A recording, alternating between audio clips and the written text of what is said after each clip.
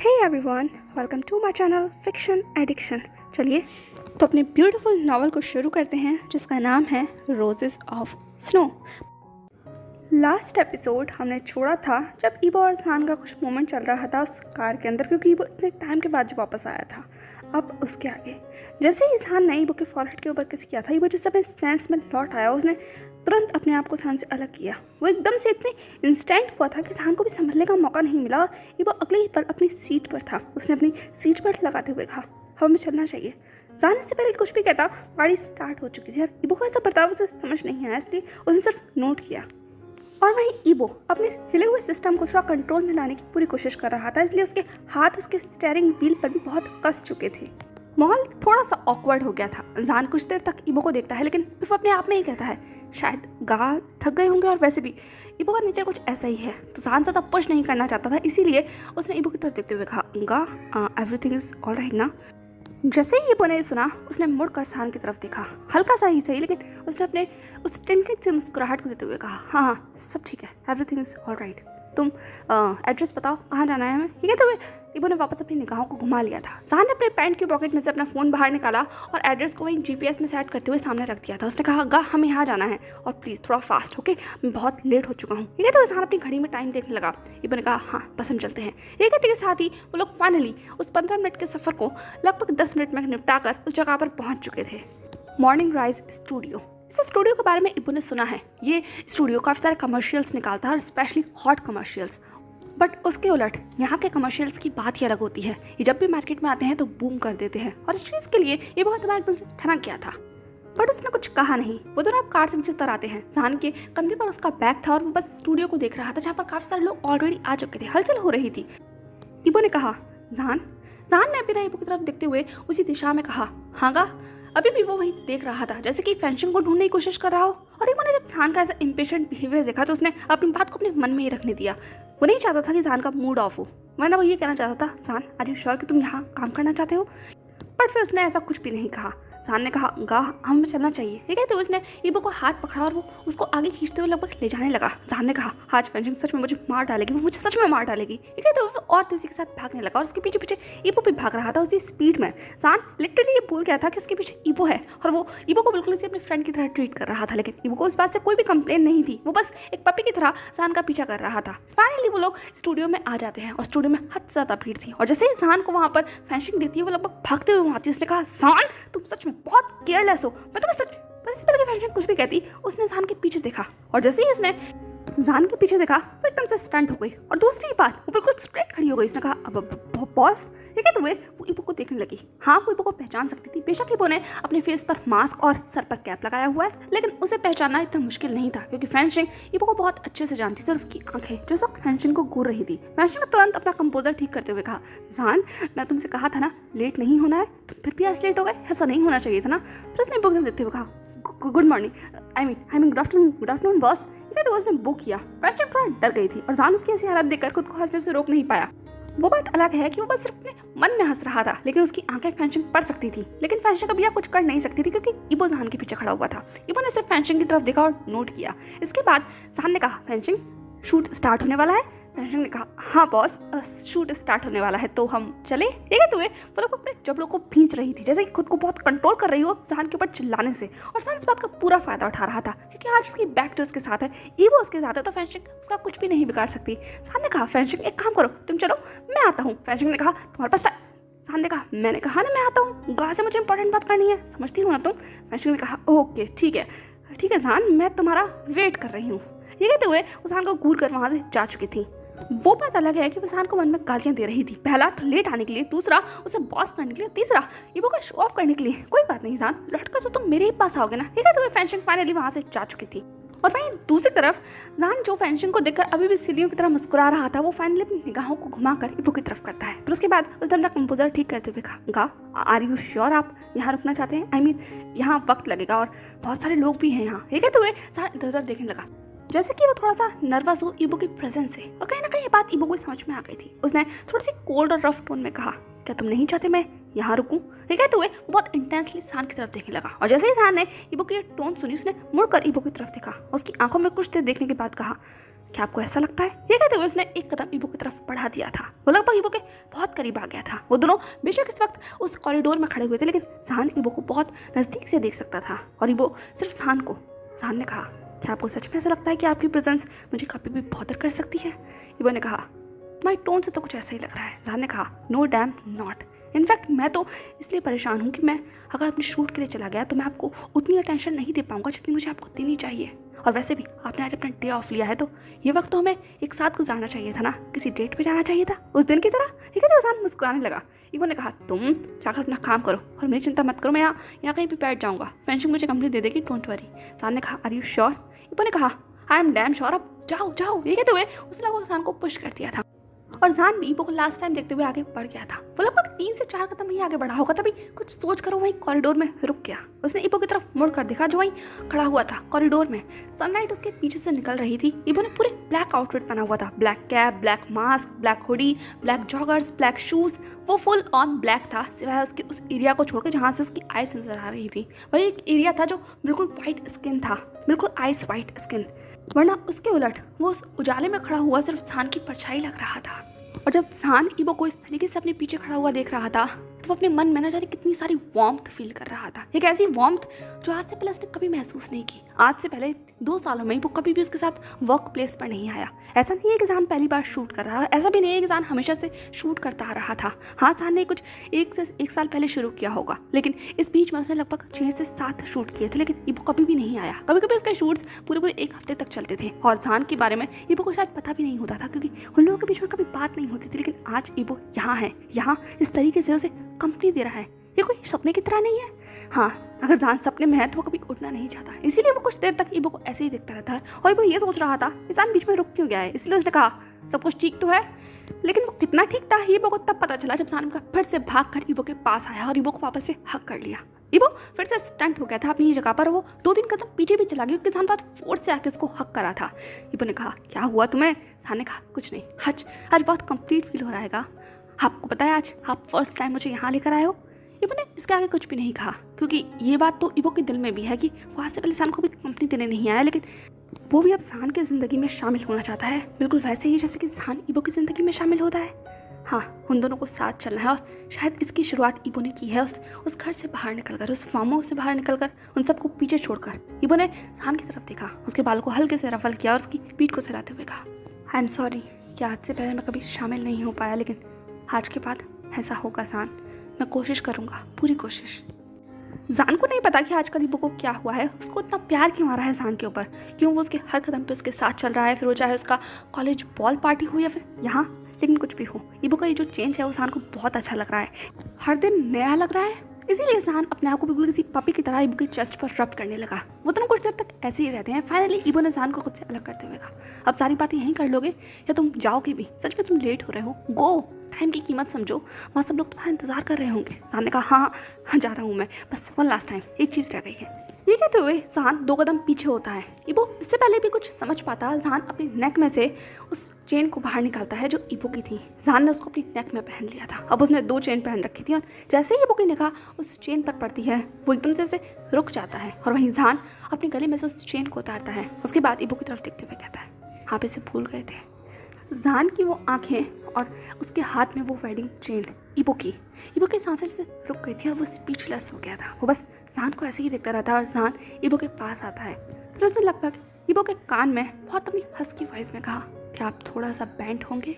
ईबो ने कहा, जहान ने कहा, थोड़ा सा झुकिए ताकि मैं आपको ये पहना सकूँ। ये कहते हुए जहान की जो हॉट ब्रीथ थी वो ईबो के उन ओवरली सेंसिटिव ईयर्स के ऊपर कुछ ज़्यादा ही असर कर रही थी, इसीलिए वो मिनट से पहले बिल्कुल पिंक हो जाते हैं। और जैसे ही जहान को वो असर दिखाई दिया उसके चेहरे पर वही मुस्कुराहट आ गई, जंग जीतने वाली मुस्कुराहट, क्योंकि यही इंप्रेशन तो वो चाहता था।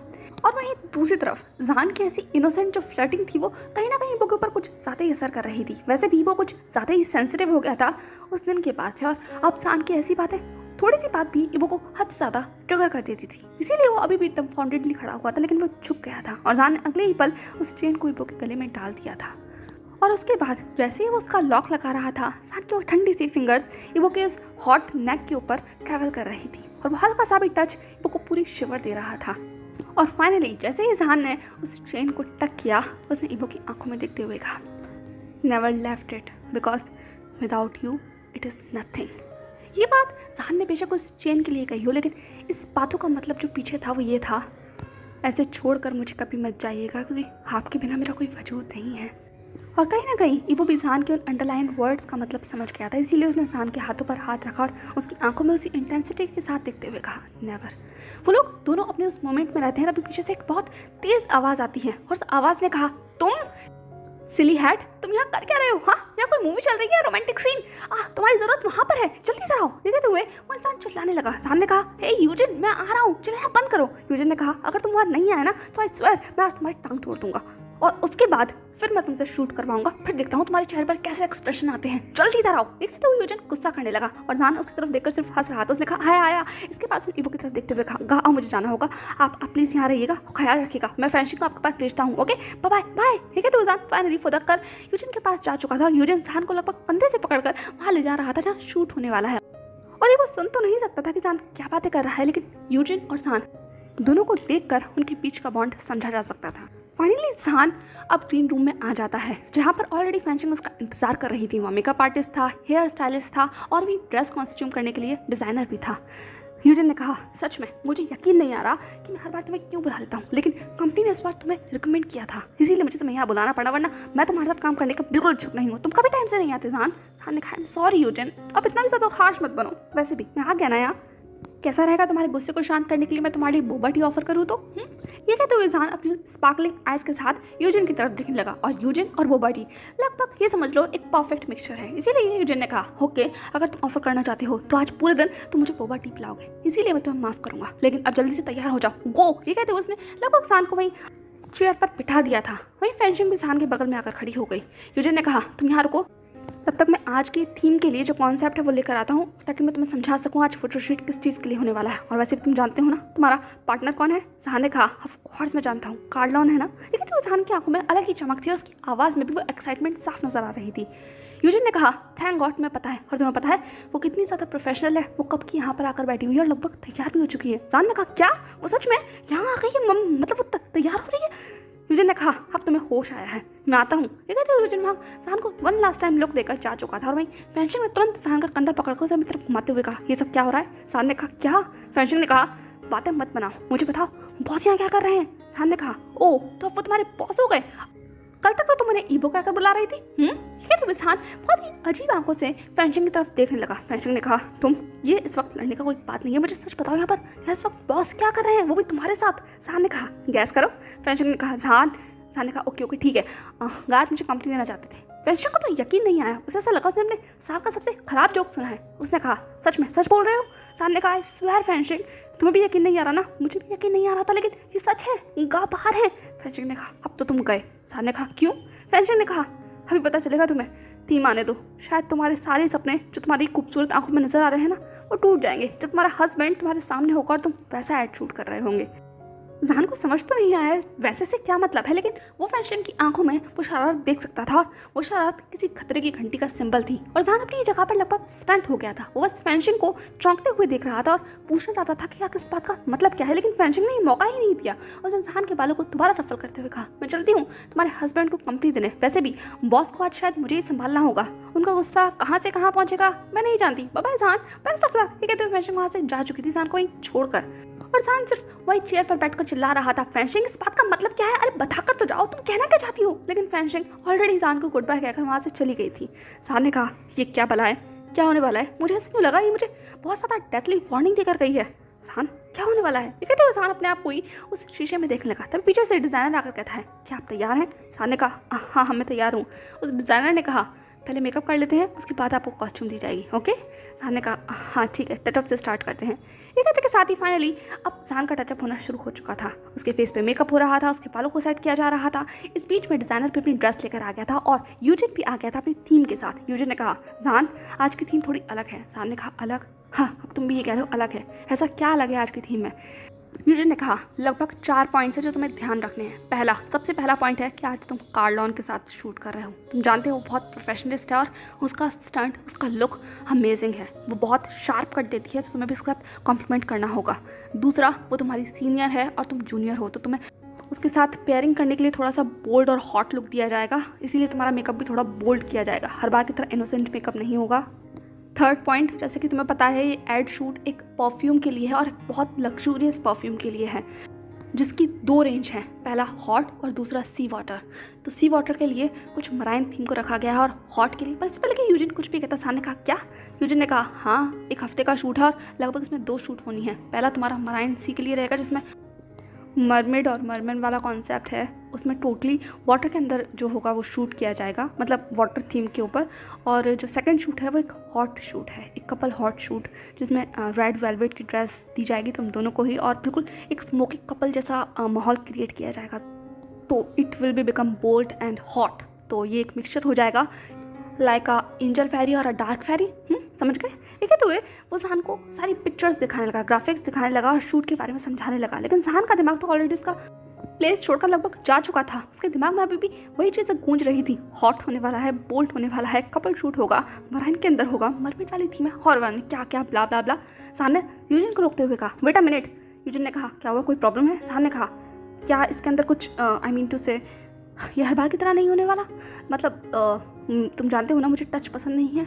यूजिन ने कहा हो कम ऑन, ग्रोन अप हो जाओ, और वैसे भी कार्लोन के साथ काम करने का मौका हर किसी को नहीं मिलता, ये चांस तुम्हें मिल रहा है तो ज़्यादा नखरे मत दिखाओ। वैसे भी नखरे उसके चलेंगे, तुम्हारे नहीं, तुम अभी जूनियर हो, वो तुम्हारी सीनियर है और it will be a great chance and don't worry, सब कुछ अंडर कंट्रोल होगा। और वैसे भी जैसा तुम हो वैसे ही वो है, उसे भी पर्सनल रिलेशनशिप पसंद नहीं है, तो वो भी बहुत प्रोफेशनलों की तरह काम करती है, तो चिंता मत करो, डरने वाली कोई बात नहीं है। वैसे भी मैं वहाँ रहूँगा और फ्रेंडशिप भी वहाँ होगी। ओके, ये कहते हुए सान को समझाने लगा। सान थोड़ा सा काम डाउन हो गया था, फिर भी उसने अश्योरेंस के लिए पूछा पक्का ना कोई गड़बड़ नहीं हो गया? आई मीन टू से समझ रहे हो ना, मैं नहीं चाहता कि कुछ ज़्यादा बोल्ड हो, सब कुछ मेरे हिसाब से होना चाहिए। यूजिन ने कहा चिंता मत करो, सब कुछ तुम्हारे हिसाब से होगा और मैं बहुत हद तक ध्यान रखूँगा कि चीज़ों को कंट्रोल में ही रखा जाए, बस तुम रेडी रहना और हाँ मेरी नाक मत कटवा देना, मैंने बहुत मेहनत की है इस एड शूट को तुम्हें दिलवाने के लिए। हो गया, मैं चलता हूँ। ये कहते हुए वो सान को वहीं छोड़कर जा चुका था।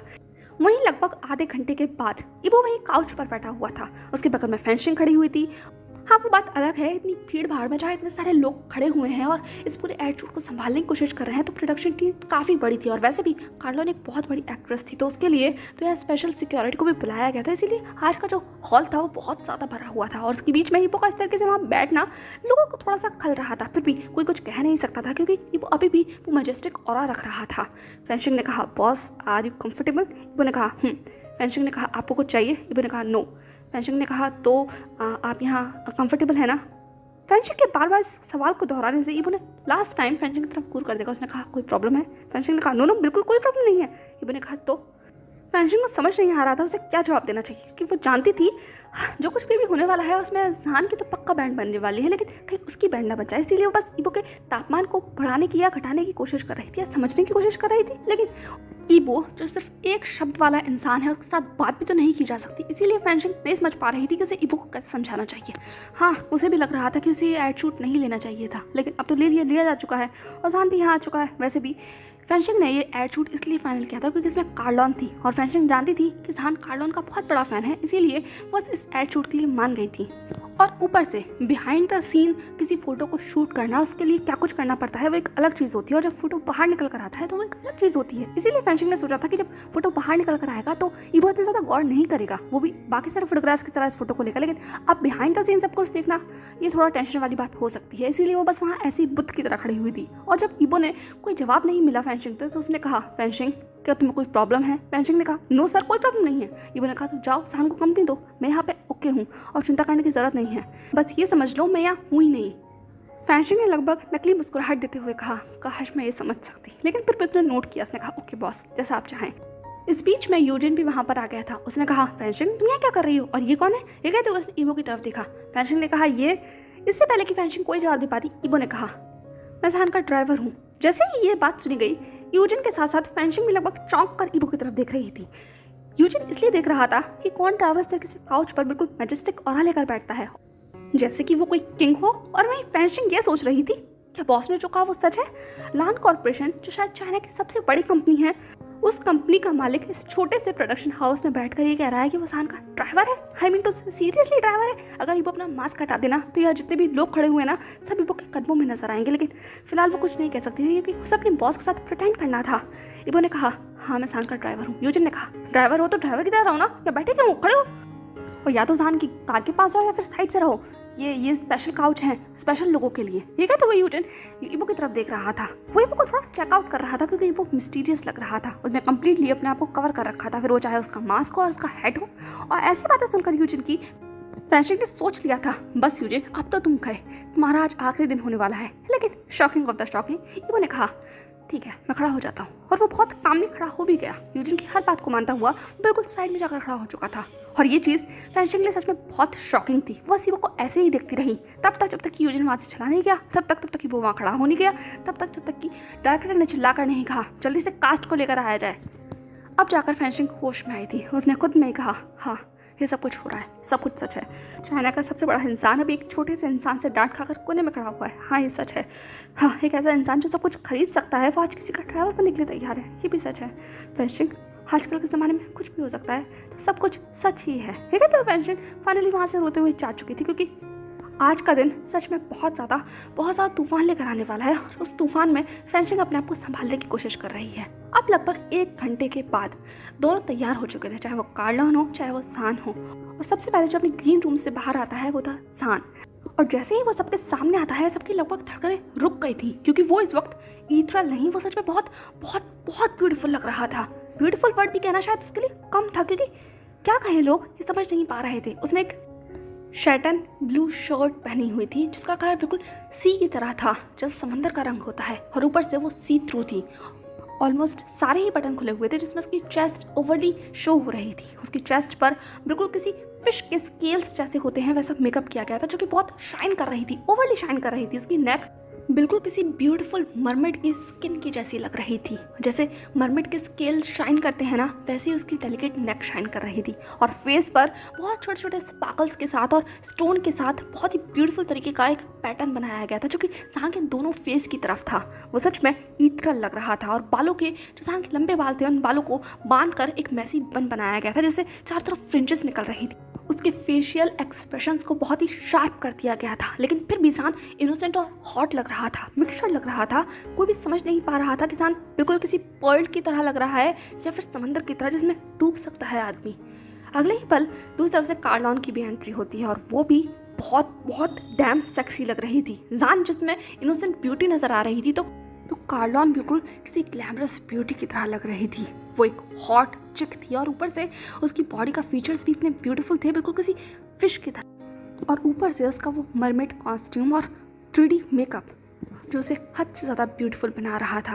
वो किसी डिज्नी की प्रिंसेस नहीं लग रही थी, लेकिन उससे कम भी नहीं लग रही थी। वो फायर लग रही थी और शान बिल्कुल किसी आइस की तरह लग रहा था। दोनों का पेयर सच में कमाल लग रहा था। और जब दोनों एक साथ खड़े हुए तो लोग अपने आप को कंप्लीटली हिप्नोटाइज होता हुआ जैसे महसूस कर रहे थे। किसी की हिम्मत नहीं हो रही थी कि वो अपनी पलकों तक को झपका पाए। सब बस ऐसे ही देख रहे थे तब तक कि डायरेक्टर की आवाज़ नहीं आती। डायरेक्टर ने कहा, माय गॉड तुम लोग तो बिल्कुल स्टनिंग लग रहे हो, जैसा मैंने सोचा था उससे भी ज़्यादा खूबसूरत लग रहे हो। परफेक्ट मैच, मैंने सोचा ही था जान तुम इस चीज़ के लिए परफेक्ट रहोगे। और कार्लन एज यूजुअल तुमने तो कमाल कर दिया, ब्यूटी लग रही हो पर फायरिंग ब्यूटी। और ऊपर से जान इनोसेंस का कंप्लीट पैकेज, तुम दोनों कमाल कर दोगे। बस इस शूट को जैसा मैं चाहता हूँ वैसा ही करना, ओके।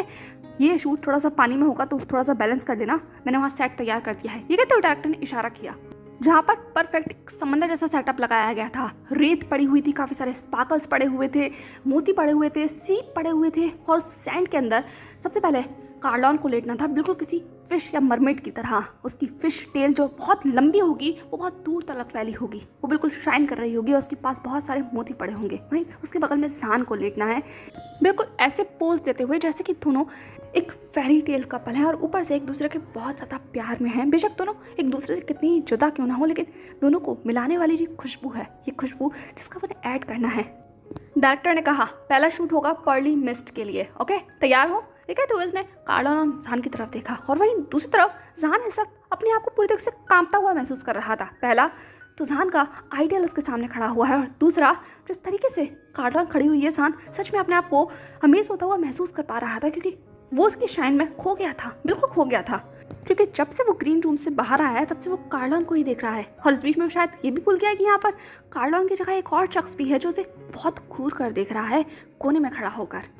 खैर, ईबो की प्रेजेंस अभी सबसे अलग है और उस जगह पर है जहाँ तक कोई पहुँच नहीं सकता, लेकिन ईबो तो पहुँच सकता है ना। और वो देख रहा है, जब से देख रहा है, जब से जान ग्रीन रूम से बाहर आया है तब से देख रहा है, जब से जान इस लड़की के बगल में खड़ा है, और तब से देख रहा है जब से सब लोग उसके जान को इस निगाहों से देख रहे हैं।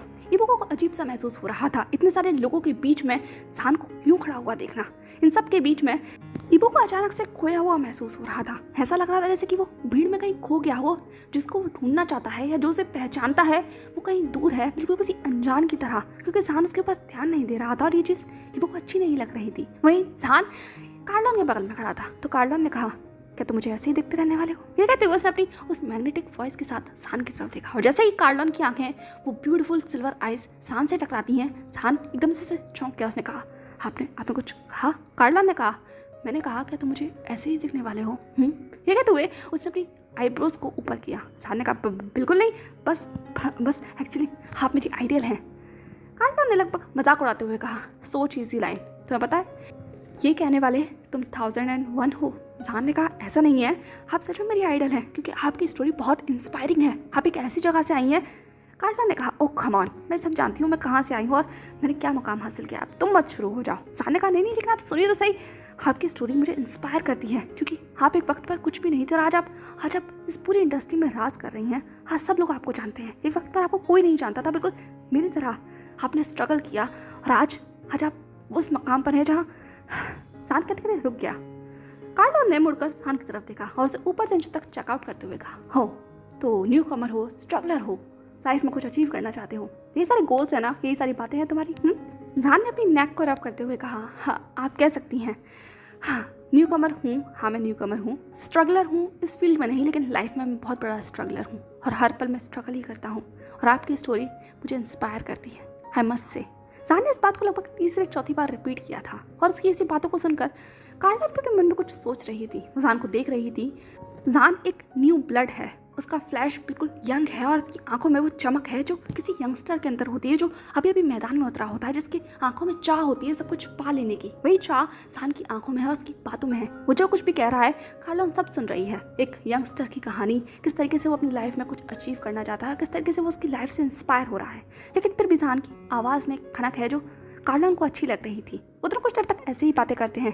जान कार्लन को प्रेस कर रहा था और कार्लन सिर्फ चुपचाप सब सुन रही थी। अगले पल डायरेक्टर कहता है, ओके लेट्स स्टार्ट, पोजीशन लो। कार्लन सबसे पहले तुम बिल्कुल किसी फिश की तरह वहाँ लेट जाओ और सैंड और पर्ल और सीप सबका ख्याल रखो, सारी ज्वेलरी इसके अगल बगल फहरा दो। और हाँ जान, तुम्हें बिल्कुल अपना हाथ कार्लन की वेस्ट के अराउंड रखना है, बिल्कुल किसी कपल की तरह पोज देना जैसे कि तुम लोग बहुत ज़्यादा इंटिमिडेटिंग हो एक दूसरे के साथ। Okay come on go.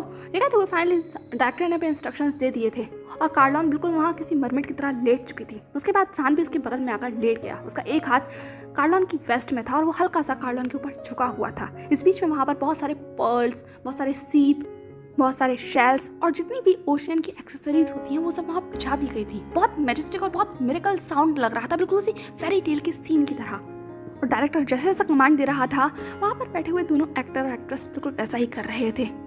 Perfume की बोतल को उन लोगों के बीच में रखा गया था क्योंकि वही तो थीम था, जिसकी खुशबू वहाँ सब जगह फैली हुई थी, लेकिन एक और महक थी जो वहाँ फैली हुई थी, जिसका एहसास किसी को नहीं हो रहा था, लेकिन एक शख्स को हो रहा था जिसकी मुट्ठियाँ हद से ज़्यादा कसी हुई थी और आंखें बिल्कुल बर्फ जैसी ठंडी। सामने के नज़ारे को बिल्कुल वो अपनी आंखों में जैसे उतार रहा था। जान का वो खिलखिलाता हुआ चेहरा, उसका उस तरीके से झुकना, उस तरीके से उसके करीब जाना, ये वो पूरे शरीर के अंदर से करंट दौड़ रहा था। लेकिन तब तक जब तक इसके पैंट के पॉकेट में रखा हुआ फ़ोन बचने नहीं लगा, उसने अपनी आंखों को बिना पलके झपकाए हुए उस फ़ोन को उठाया तो सामने यांग का कॉल आ रहा था। इबो ने सिर्फ फ़ोन को कनेक्ट किया, वो एक वीडियो कॉल था और इबो ने अपने एयरपॉड्स पहने हुए थे। इबो ने कहा इबो की आवाज़ ठंडी थी और यांग पहचान गया था और वो इबो के सारे फेशियल एक्सप्रेशन को देख रहा था। ये भी देख रहा था कि उसने उसे वीडियो कॉल किया है और इबो का ध्यान उस पर है ही नहीं। यांग ने कहा, कम ऑन मेरी तरफ देखो डूड, मैं तुमसे बात कर रहा हूँ। इबो ने कहा, कहो मैं सुन रहा हूँ। यांग इतने ठंडे जवाब की उम्मीद नहीं कर रहा था, इसलिए उसका मुंह बन गया। फिर भी उसने कहा, ठीक है चलो तुम मुझे जवाब मत दो, ये बताओ तुम अपने उस भूतिया घर से बाहर आ गए या नहीं, कहाँ हो तुम? इबो ने कहा, शूट पर। यांग ने कहा, कहाँ पर? इबो ने कहा, शूट पर। यांग ने कहा, no god damn it, don't tell me कि तुम जान के किस शूट पर पहुंच गए हो? जैसे ही यांग ने ये बात कही, अब जाकर ईबो ने यांग की तरफ देखा था। ईबो ने कहा, तुम्हें पता था? यांग ने कहा, ऑफ कोर्स मुझे पता था, उसने मुझे बताया था कि वो शूट पर जाने वाला है। सच बताओ, क्या तुम उसी के साथ गए हो? ईबो ने कहा, यांग ने कहा, वाओ कमाल हो गया, तो तुम वहाँ क्या कर रहे हो? ईबो ने कहा, उसे शूट करता हुआ देख रहा हूँ। ईबो की ऐसी आवाज, उसकी आंखों का ऐसा हरकत और उसका ऐसा बर्ताव चीख चीख कर कह रहा था, कुछ गड़बड़ है, कुछ गड़बड़ है यांग, और ये पता करो। इसीलिए यांग ने अपने उस तीखी सी जबान का इस्तेमाल करते हुए कहा, क्या तुम मुझे दिखाओगे क्या गड़बड़ हो रही है? ईबो ने कहा, क्या देखना चाहते हो? यांग ने कहा, कम ऑन, अब इस स्क्रीन को उस साइड करो जहाँ तुम देख रहे हो, मैं भी तो देखूं ऐसा क्या है जिसने तुम्हारी आंखों को कम्प्लीटली अपनी तरफ रोक लिया है। कम ऑन डूड, दिखाओ क्या है वहाँ। क्या तुम अपने स्वीट हार्ट को देख रहे हो? यांग ने उम्मीद नहीं की थी कि वो सच में कैमरे के डायरेक्शन को चेंज कर देगा और अब सामने का सब कुछ दिखाई दे रहा होगा। और यांग ने जैसे ही सामने के नज़ारे को देखा, उसने लगभग चीखते हुए कहा, वो क्या मैं सच देख रहा हूँ? सो हे एवरीवन, कैसा लगा आपको आज का ये चैप्टर? जेलस ईबो, आगे क्या होने वाला है? क्या कोई गैस कर सकता है ये शूट कहाँ से कहाँ तक पहुँचेगा? और जहाँ जो भूल गया है ईबो के बारे में, जब ईबो से याद दिलाएगा तो क्या होगा? चलिए मिलते हैं नेक्स्ट पार्ट में। Next part definitely will be a boom. तो स्टे ट्यून है, स्टे कनेक्टेड। चैनल को सब्सक्राइब कर देना और वीडियो को लाइक कर देना। अपने सारे कमेंट्स को मेरे साथ शेयर करना। बाय।